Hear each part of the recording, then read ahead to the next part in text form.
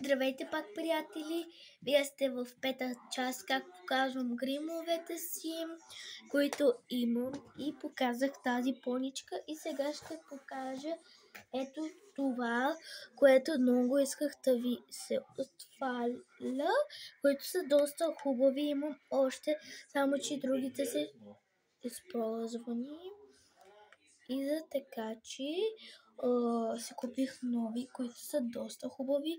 Това е едно кремче и това е с него комплет такъв шампуан за ръце. Оставам си ето тук да ми стои красиво. Другото нещо е ето това, което съм го показала в, както казвам, коледните си кремове, защото той е с коледна окраса, което аз я сложих и не искам да я маха. Така че отидете в 6-та част.